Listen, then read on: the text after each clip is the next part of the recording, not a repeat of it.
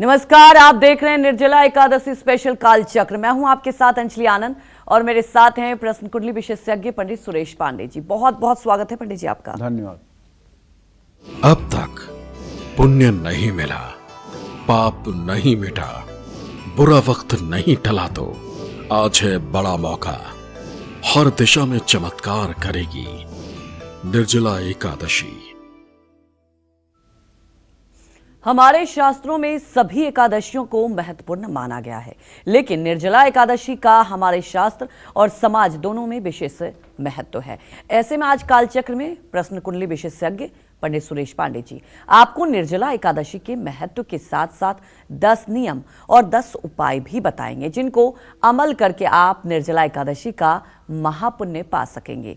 साथ ही पंडित जी 12 राशि वालों के लिए निर्जला एकादशी से जुड़े कुछ खास उपाय भी बताएंगे। तो ध्यान से देखिए आज का हमारा special show Nirjala Ekadashi special काल चक्र। अपनी चर्चा की हम शुरुआत करें, लेकिन उससे पहले जान लेते हैं आज का शुभ मुहूर्त। 6 जून 2025 दिन शुक्रवार है। आज ज्येष्ठ शुक्ल पक्ष की एकादशी तिथि रात 4:47 तक है। इसके बाद द्वादशी तिथि शुरू हो जाएगी। चित्रा नक्षत्र सुबह 6:34 से शुरू हो चुका है। व्यतिपात योग सुबह 10:13 तक, इसके बाद बरियान योग शुरू होगा। आज निर्जला एकादशी है, आज गायत्री जयंती है और इसी क्रम में रोज की तरह आज के भी कुछ अशुभ मुहूर्त हैं, जैसे राहु काल सुबह 10:30 बजे से दोपहर 12 बजे तक और यमगंड काल दोपहर 3:48 से शाम 5:33 तक। भद्रा काल दोपहर 3:31 से रात 4:47 तक। इन अशुभ समयों में किसी नए कार्य का शुभारंभ बिल्कुल ना करें। जय मां विंध्यवासिनी। तो चलिए चर्चा की शुरुआत करते हैं और पंडित जी से जानेंगे कि हमारे शास्त्रों में निर्जला एकादशी का क्या महत्व है, क्यों इसको सभी एकादशियों में से सबसे ज्यादा पुण्यदायी और फलदायी माना गया है। ये जानते हैं पंडित जी से। बताएं पंडित जी हमारे दर्शकों को ये आप।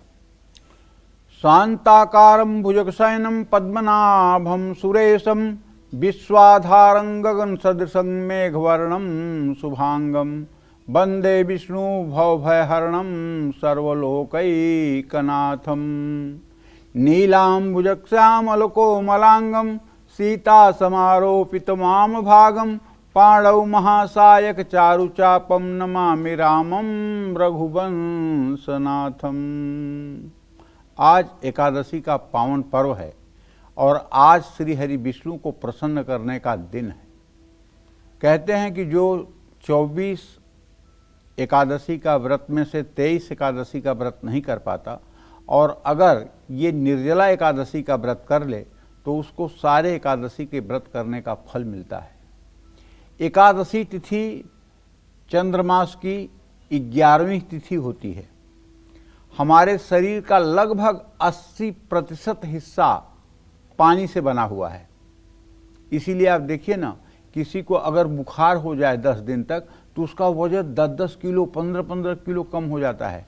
वजन क्या कम होता है? हड्डी कम होती है, मांस कम होता है? नहीं, पानी कम होता है। तो चंद्रमा का गुरुत्वाकर्षण शरीर के पानी पर प्रभाव डालता है। एकादशी के दिन चंद्रमा की स्थिति से शरीर के तरल पदार्थों में सूक्ष्म हलचल होती है। चंद्रमा का शरीर के तरल पदार्थों पर प्रभाव अलग अलग तिथियों पर अलग अलग होता है। एकादशी तिथि यानी एकादशी पर चंद्रमा का प्रभाव सबसे अधिक होता है। इस दिन उपवास करने से शरीर और मन डिटॉक्स होता है। उपवास मन को नियंत्रित करने में मदद करता है, क्योंकि मन चंद्रमा से प्रभावित होता है। यजुर्वेद की ऋचा है, चंद्रमा मनसो जातः चक्षो सूर्यो अजायत श्रोताद्वायुष्य प्राणस्य मुखादग्निरजायत।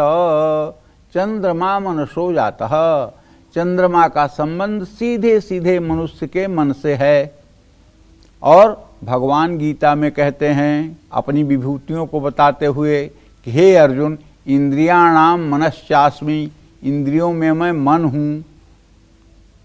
तो प्रभु जिस मन में स्वयं होने की बात कह रहे हैं वो मन कितना बलवान होगा, ये कल्पना करके सोचिए। एकादशी का व्रत भावनाओं को शुद्ध करता है और मानसिक शांति देता है। एकादशी का व्रत स्वास्थ्य और आध्यात्मिक उन्नति के लिए फायदेमंद है। निर्जला एकादशी आमतौर पर ग्रीष्म संक्रांति के आसपास पड़ती है, जो साल का सबसे लंबा दिन होता है और सबसे गर्म दिन होता है। इस समय सूर्य अपनी सबसे अधिक तीव्रता पर होता है, जिससे शरीर में गर्मी बढ़ जाती है। निर्जला एकादशी पर बिना जल के उपवास करने से शरीर की गर्मी संतुलित होती है। यह उपवास शरीर के तापमान को नियंत्रित करने में मदद करता है और शारीरिक गर्मी को कम करता है। निर्जला एकादशी का उपवास इच्छा शक्ति को मजबूत करता है, क्योंकि बिना पानी के रहना बहुत कठिन होता है। ये उपवास मन और शरीर दोनों ही दृष्टि से मनुष्य को शुद्ध करता है। इसलिए निर्जला एकादशी का व्रत ग्रीष्म संक्रांति के समय शरीर के प्राकृतिक चक्र के अनुरूप होता है और स्वास्थ्य व आध्यात्मिक लाभ दोनों देता है। देखिए, एकादशी के व्रत की महिमा कहने के लिए अगर मैं कहूँ ना, तो एक बार सरस्वती का भी मुंह छोटा पड़ जाएगा। एकादशी व्रत की इतनी महिमा है। तो कहने का मतलब ये है, एकादशी का व्रत जिसने कर लिया और अच्छे से कर लिया और भगवान श्री हरि विष्णु के जो आश्रय में है, ऐसा व्यक्ति वैसे ही है जैसे समुद्र में मछली सुरक्षित रहती है, वैसे ही संसार सागर में वो व्यक्ति सुरक्षित रहता है। सुखी मीन जे नीर अगाधा, जिमि हरि शरण न एक बाधा। अम्बरीश जी एकादशी का व्रत करते थे और चक्रवर्ती सम्राट थे, राजपाट देखते थे। और दुर्वासा बहुत बड़े ऋषि थे, भगवान शिव के पुत्र माने जाते हैं दुर्वासा। और दुर्वासा ने जब कृत्या प्रकट की मारने के लिए अम्बरीश जी को, तो अम्बरीश जी हाथ जोड़े खड़े थे। लेकिन अम्बरीश जी ने हाथ जोड़ा और बगल से चक्र सुदर्शन प्रकट हो गया और उसने कृत्या को पहले फटाक मार दिया और उसके बाद वो सुदर्शन दुर्वासा के पीछे भागा। दुर्वासा ब्रह्मलोक में, यमलोक में, शिवलोक में कहाँ नहीं गए, विष्णु लोक में कहाँ नहीं गए, लेकिन कहीं उन्हें शरण नहीं मिली। भगवान श्री हरि विष्णु से जब उन्होंने प्रार्थना की कि प्रभु आप अपने सुदर्शन चक्र को रोकिए, मेरी रक्षा करिए, मेरी गलती को क्षमा करिए, तो भगवान श्री हरि विष्णु ने क्या कहा? अहम भक्त पराधीनो। हे दुर्वासा, मैं भक्तों के अधीन हूँ, मैं स्वतंत्र नहीं हूँ। अहम भक्त पराधीनो, मैं भक्तों के अधीन हूँ, मैं स्वतंत्र नहीं हूँ। और ये सुदर्शन मेरा कहना नहीं मानेगा, ये अम्बरीश का ही कहना मानेगा। इसलिए आप जाइए, अम्बरीश से ही क्षमा मांगिए। दुर्वासा आते हैं, साष्टांग प्रणाम करते हैं अम्बरीश को। अम्बरीश जी कहते हैं कि हे सुदर्शन जी, मेरा जितना भी जप तप पुण्य अनुष्ठान है, सबका पुण्य फल मैं दुर्वासा जी को देता हूँ और आप शांत हो जाइए। तब चक्र सुदर्शन शांत होता है। दुर्वासा जी रोने लगते हैं कि जिसका मैंने इतना अनिष्ट करना चाहा, उसने अपने सारे जीवन की तपस्या मुझे बचाने के लिए दे दी। तो एकादशी का व्रत करने वाला इतने बड़े हृदय का भी होता है भाई। मेरे बताने का यही मतलब है। एकादशी का जो व्रत करने वाला होता है वो दुनिया को क्षमा कर सकता है।